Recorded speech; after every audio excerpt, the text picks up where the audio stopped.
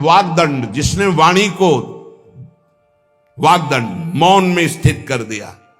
वाग्दंड यही प्रपंच की वार्ता नहीं बोलनी, भगवद वार्ता केवल बोलनी। वाणी को दंडित करो, ये बहुत चटर चटर प्रपंच की बातें करती, नाम जपने में इसको थकान लगती है, प्रपंच की बातें करने में नहीं।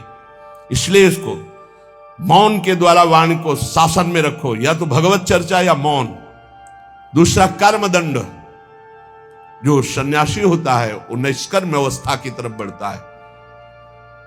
प्रापंचिक कर्मों को करते हुए भगवान नाम स्मरण करके यदि कर्म समर्पण कर दिया जाए तो वही गति प्राप्त होती है। ये तो सर्वाणि कर्माणि मयि सन्न्यस्य मत्पराः, प्रापंचिक कर्म है, व्यापार, नौकरी आदि नाना प्रकार के।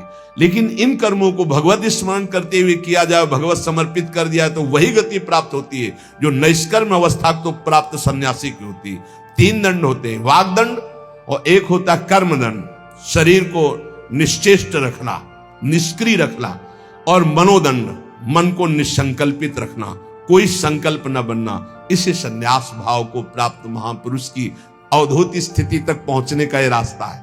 वाग्दंड, कर्मदंड, मनोदंड, वाणी को मौन के द्वारा, शरीर को निश्चेष्टता के द्वारा निष्कर्म स्थिति के लिए, और मन को निसंकल्पता के द्वारा, कोई संकल्प न बनावे, ऐसा का ऐसा नहीं, जैसा प्रभु जब चाहे जैसा, हमारा कोई संकल्प विकल्प नहीं। वाणी से भगवत चर्चा, शरीर से भागवतिक कर्म, नहीं तो सांसारिक विरत बहुकर्मा, निरत निरंतर सज्जन धर्मा। अब एक परम धर्म की बात का वर्णन कर रहे हैं। गृहस्थ धर्म में जैसे है, या जिनके पास बहुत अर्थव्यवस्था है, उनको चाहिए कि गौ सेवा से बहुत जल्दी शरीर पवित्र होता है, हृदय भी पवित्र होता है, और गोविंद भी प्रसन्न होते हैं। यदि गावः प्रदक्षिणीर कार्या वंदनीया ही नित्यशः मंगलायतनम दिव्याः श्रेष्ठास्त्वेता स्वयंभुवा।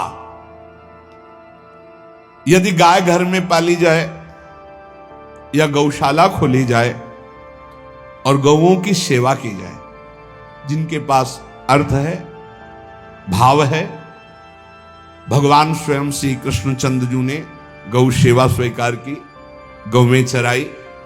गौओं की परिक्रमा करने से, जैसे आप प्रभु के बिहारी जी के मंदिर की 4 परिक्रमा करें तो जो फल आपको मिलेगा, वही गाय की 4 परिक्रमा कर लें तो आपको प्राप्त हो जाएगा। गौ की प्रदक्षिणा से, गावः प्रदक्षिणी कार्या वंदनीया ही नित्यशः, जो रोज गाय को प्रणाम करता है और गाय की प्रदक्षिणा करता है तो भगवत प्रदक्षिणा का उसे फल प्राप्त होता है। जहां गौएं विराजमान होती हैं वो बड़ा पवित्र दिव्य तीर्थ स्थल माना जाता है। गौएं जहां विराजमान रहती, गौशाला में भजन करे तो कई गुना बढ़कर के प्राप्त होता है। स्वयं ब्रह्मा जी ने गौओं को दिव्य गुणों से विभूषित बनाया है। अप्यागाराणि विप्राणाम देवतायतनानि च यद गोमयेन शुद्ध्यंतिम किम ब्रूमो हृदिकम ततः। गाय के गोबर से जहां लेपा जाता है, वहां जिस देवता का आवाहन करोगे वही देवता आकर विराजमान हो जाएगा। अपवित्र भूमि में भी यदि गाय के गोबर का लेप कर दिया जाए तो परम पवित्र मानी जाती है। गाय बहुत पवित्र, जहां वो बैठती है, जहां वो मूत्र त्याग करती, गोबर त्याग करती, वो स्थान तीर्थ तुल्य पवित्र माना जाता है। भगवान जब गाय के पीछे पीछे चलते तो गोरा जोड़कर उनके मस्तक पर विराजमान होते, उनके मुखारविंद पर विराजमान होते। बाल गोविंद के अनिष्टों को दूर करने के लिए गाय के पूंछ को उनके ऊपर से झाड़ा देती थी मैया। जब गुरु मंत्र वैदिक सिद्धांत से दिया गया था पहली बार, तो पंचगव्य पिलाया गया था। गोमूत्रम गोमयम क्षीरम दधि सर्पिस्तथैव च गवाम पंच पवित्राणि पुनन्ति सकलम जगत। कितना भी बड़ा पापी हो, अगर पंचगव्य पिलाया जाए तो वो वैदिक मंत्रों को स्वीकार करने लायक हो जाता है, पवित्र हो जाता है। पंचगव्य में पांचों चीजें गाय की होती है, गाय का मूत्र, गाय का गोबर, गाय का दूध, गाय का दही और गाय का घी, ये पांचों मिलाकर पंचगव्य पिलाया गया था। पहली बार जब वैदिक मंत्र दिया गया था तो पंचगव्य बनवाया था गुरुदेव भगवान ने सन्यास, और वो पिलाया था। ये पंचगव्य पिलाने से अपवित्रता का नाश होकर पवित्रता का संचार होता है। इसलिए धन्य है उनका जीवन जो गौ सेवा परायण है भगवत भाव से, गाय में साक्षात भगवान का भाव रखकर गौ सेवा करते हैं। त्रिषिता गौर गृहे बद्धा गेहे कन्या रजस्वला देवशास्त्र सन्निर्माल्य हंति पुण्यम पुराकृतम। यदि घर में गाय बंधी है और भूखी है और प्यासी है तो तुम्हारे सारे पुण्य नष्ट हो जाएंगे। अगर घर में रजस्वला कन्या बहुत काल तक है और उसका विवाह आप नहीं कर रहे हैं तो आपके सारे सुकृत नष्ट हो जाएंगे।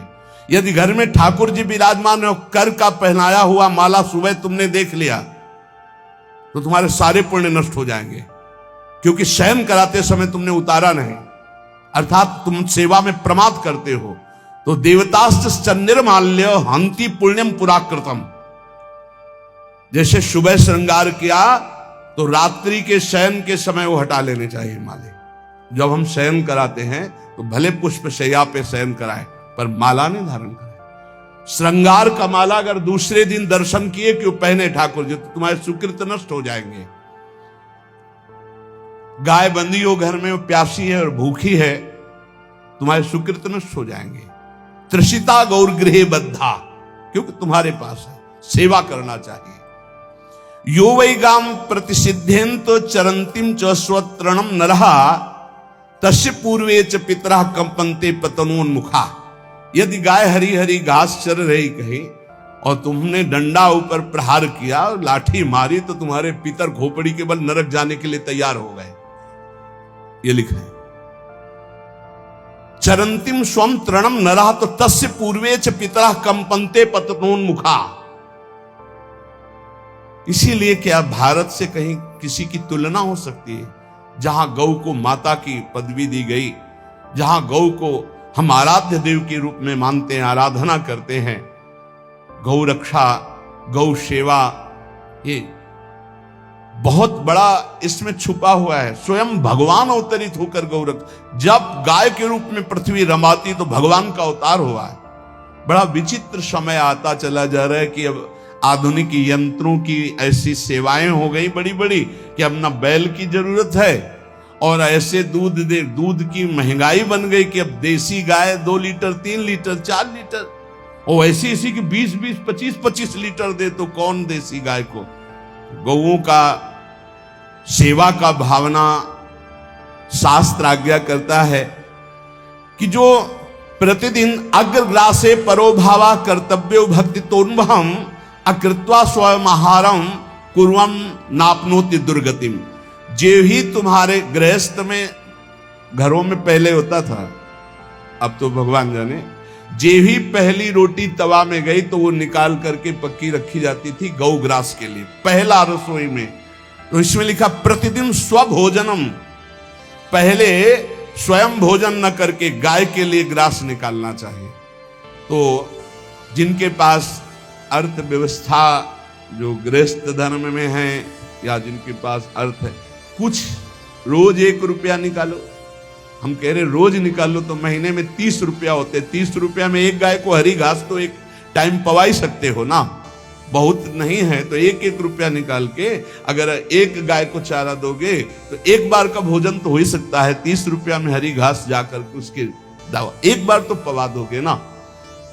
अग्रग्रासे परोभावा कर्तव्य भक्ति तोन्वहम, भक्ति पूर्वक गाय को 1 ग्रास भोजन में 1 रोटी तो निकालना चाहिए गाय के लिए, ऐसा शास्त्र आज्ञा कहता है। जो ऐसा करता है तो अकृत्वा स्वयमाहारम कुर्वन् नाप्नोति दुर्गतिम, अपने आहार से 1 रोटी निकालकर गाय को देता है और स्वयं 3 रोटी भले पाले 1 रोटी गाय को दे दी तो बोले उसकी दुर्गति नहीं होगी, अर्थात उसके अंदर भाव बढ़ता चला जाएगा वो भगवान की भक्ति में।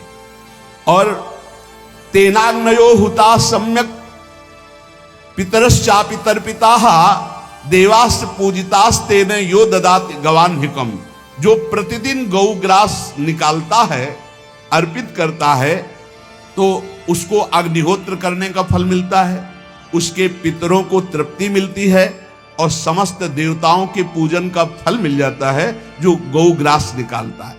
यो वै ताड्यते यष्ट्याधेनुम मर्त्यो विमूढ़धि।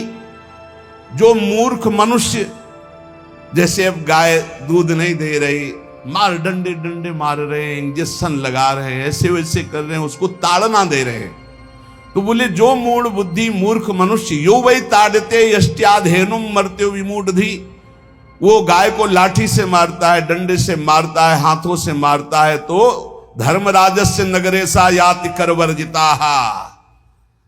धर्मराज जी पहले अपने नरक में ले जा करके उसके कहते थोड़े थोड़े तिल तिल करके पहले इसके हाथ काटो, मर